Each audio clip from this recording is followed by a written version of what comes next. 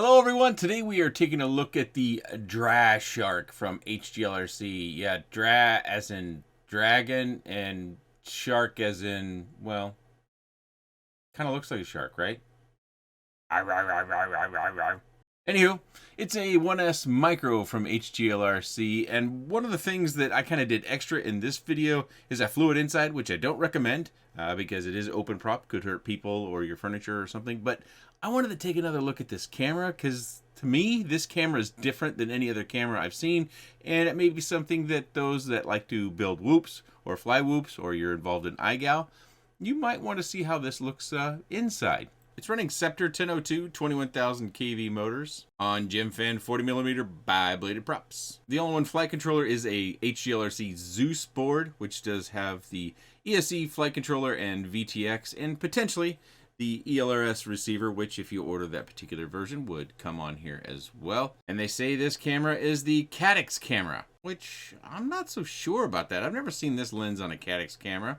Correct me if I'm wrong on that. By the way, the VTX goes from 25 milliwatts to 100 milliwatts to 200 milliwatts. And of course, I start out in low power mode, which is 25 milliwatts, and I go up to 200 milliwatts in my flight video as soon as I arm.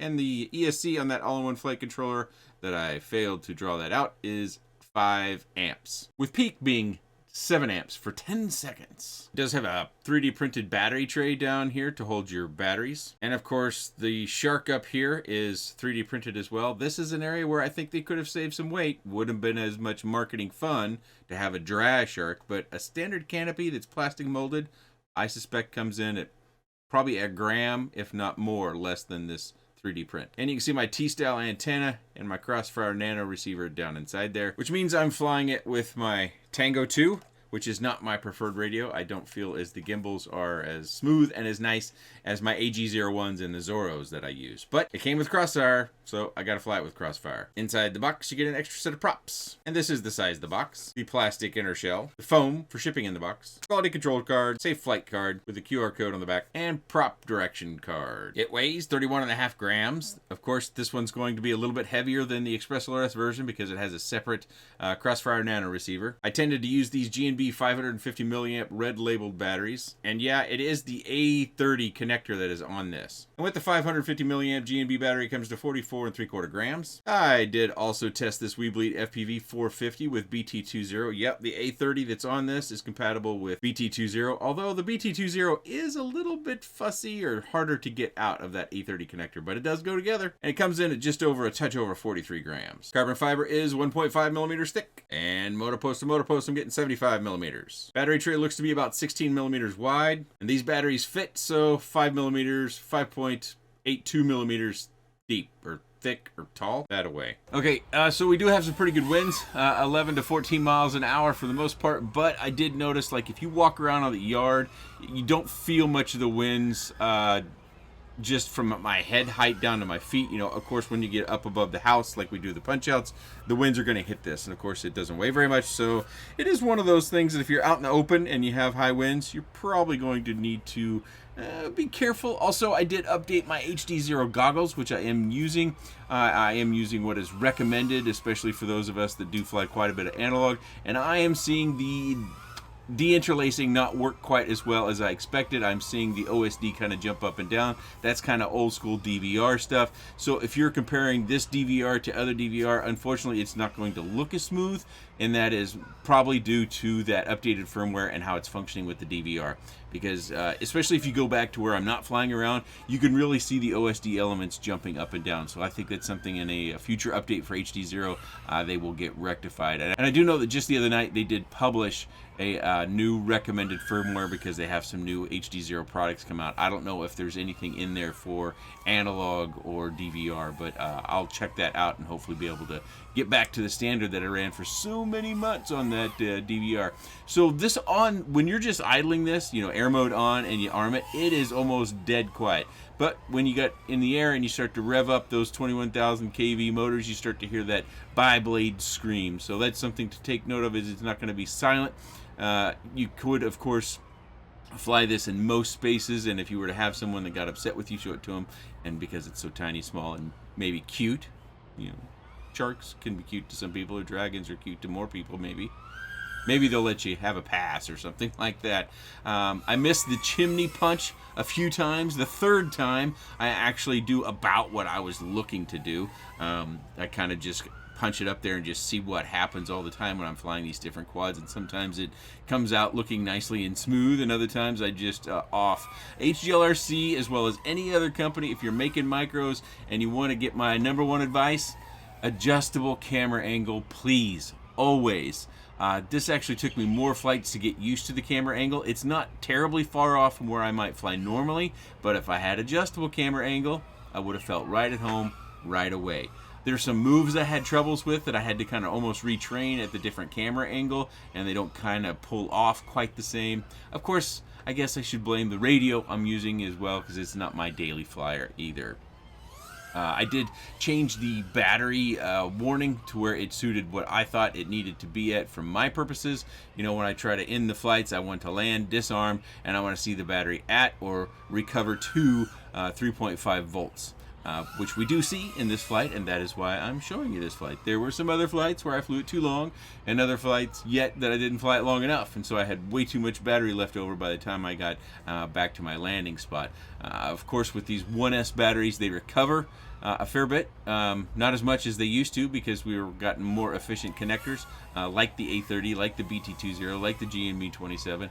All those connectors help in decreasing the battery sag that we suffered with in PH20, and our batteries have improved a little bit as well. You may have noticed some bobbles there. I came in kind of flat after that kind of loopy thing over the tree, and that's partly pilot error with the bobbles, but I did notice, you can call that prop wash as well, or oscillations.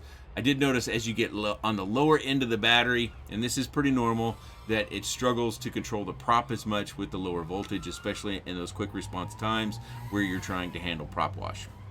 So, something to take note. Also, the current meter down there at the bottom, I added that. It's obviously not calibrated, and it's way off. So the bottom middle section, that is not useful data, unfortunately. That is not calibrated, and it's way off. But you can see we're coming in for the landing, and as I finally hit the button to disarm, we're going to get 4 minutes and 16 seconds of that particular flight style with that red GNB 550 milliamp battery, and our battery is going to recover to 3.51 volts eventually, as I give it enough time here at the end of the recording.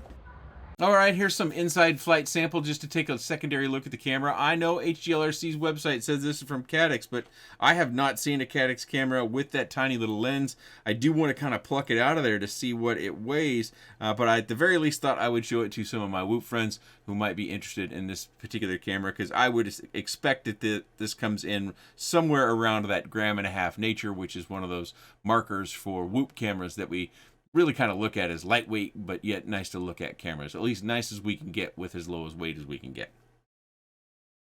So even though this is called the DraShark, the materials on this says Baby Shark 16, so we're reusing a little bit, looks like they're, at least this early production run.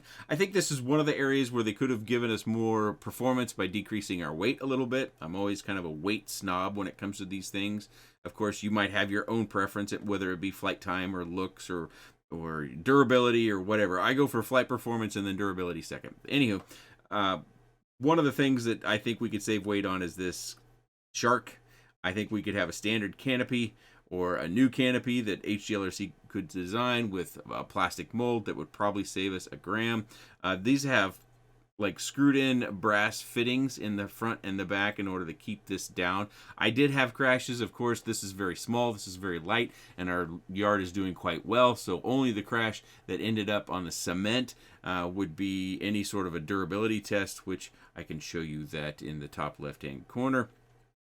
But otherwise, all my crashes were like, you know, I didn't get on the throttle hard enough from coming down from a punch out, so I landed in the grass.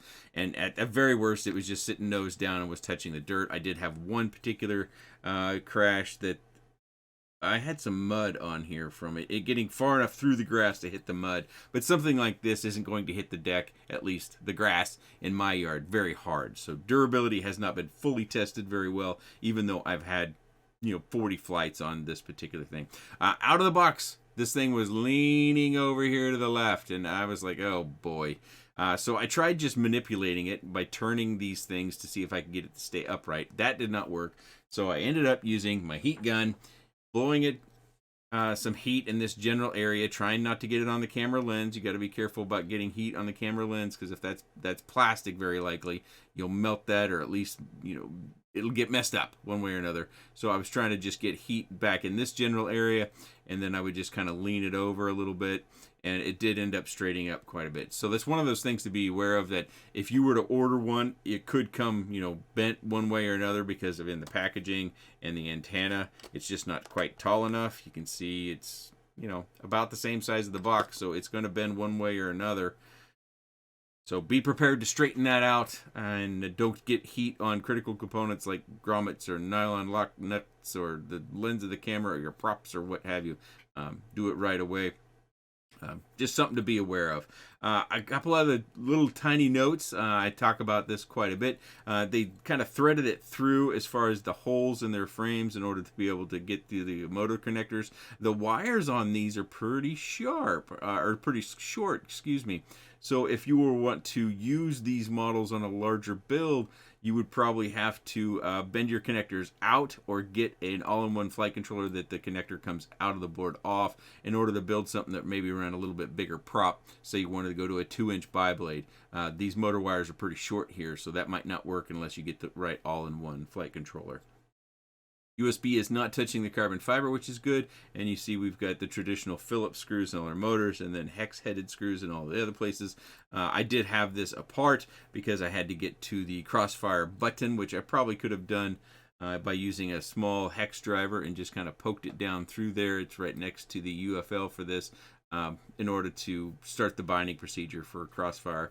That's another area that could differ in my flight versus other flights you may see, is that they do have this all-in-one flight controller with it, and with the XpressLRS built into the board with the little cube antenna. That would probably save us 1.5 grams to, if not 2.5 grams, by having the built-in receiver. So you would have more flight time, more performance, more agility by decreasing the weight just from choosing the XpressLRS version. So Angry Dawn brought up a good point about these 1002 motors, and that some 1002 motors are using flat magnets versus curved magnets, and when I compare them, I cannot hardly tell a difference. Let me grab one that I'm told uses a flat magnet and put it here next to this one, just to see if we can see any difference.